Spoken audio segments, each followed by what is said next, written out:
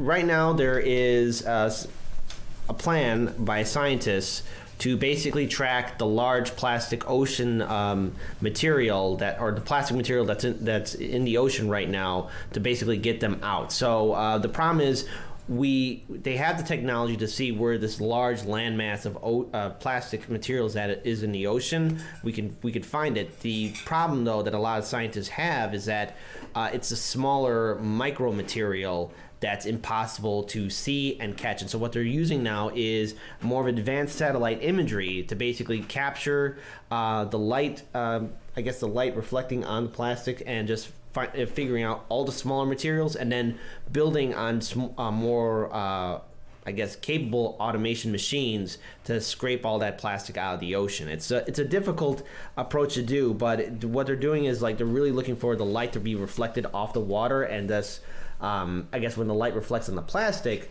according to the scientists, it's going to be differently. It's going to be seen differently, and the satellite imagery will then be able to catch where all the smaller micro materials are. I find it fascinating that we are able to really address this issue, because recently Democratic candidate Tulsi Gabbard tweeted out a picture about how our planet is basically suffering due to mankind's constant abuse of this planet by dumping material into our ocean. And there was a photo that's now being shared on social media of this whale that had 60 tons of plastic material within its body. And this article is from the BBC, but right now this project is being operated by the European Space Agency, and they're doing everything they can to really track about 8 million tons of plastic that's globally right now in the ocean. And so it's a large ordeal. It's a huge task to take care of, but it goes to show you just really the impact that humanity has on our planet. And look, plastic doesn't dissolve away like anything else. It's going to be there for thousands of years, and there's a lot of animals that will be impacted by it, as well as the ecosystem. And if we don't do something about it now, we could see, many species dying, just like that whale that was found off the coast with 60 tons of plastic material in it. It's concerning, but I think it's really, I would like to open this conversation to you guys. Paul?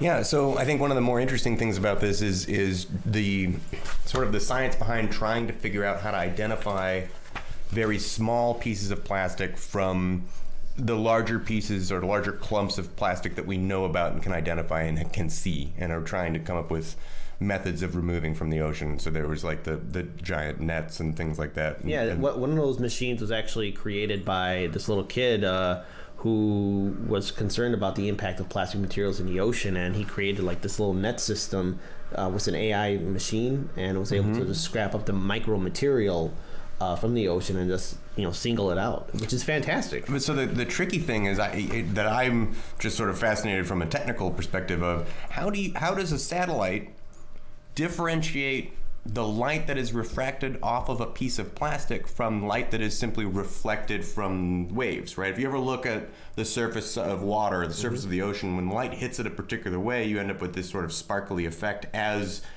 sort of the direction of the light reflects directly back at your eye or directly back at the lens that you're looking at it with. So there must be some kind of, when it hits a piece of plastic of this type, it's not going to contain such and such wavelength of light.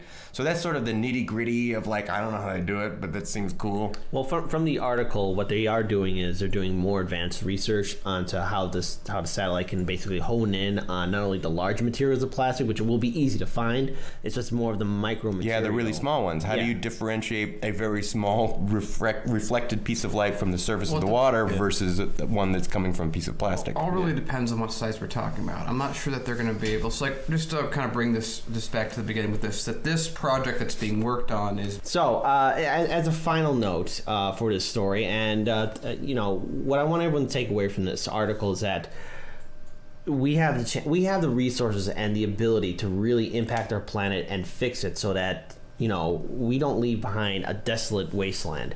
And I think it's very important that we all step up to do what we can to, ensure our ecosystems are protected, and at least, we have one space agency really addressing,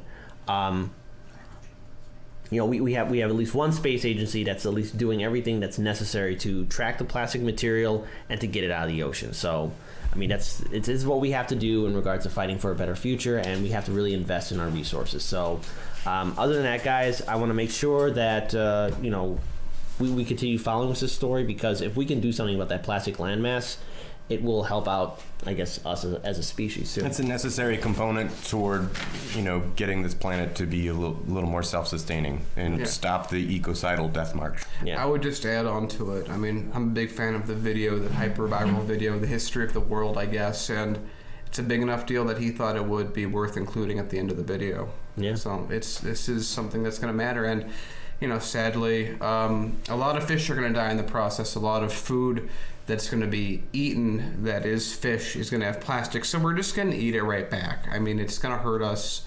Plastic in the ocean is going to hurt us in one of a dozen ways, so let's stop it. Hey everybody, if you enjoyed that video, make sure you hit that like button, hit subscribe, hit that bell notification so you can hear when new videos come out. We'd love to see you every time we go live.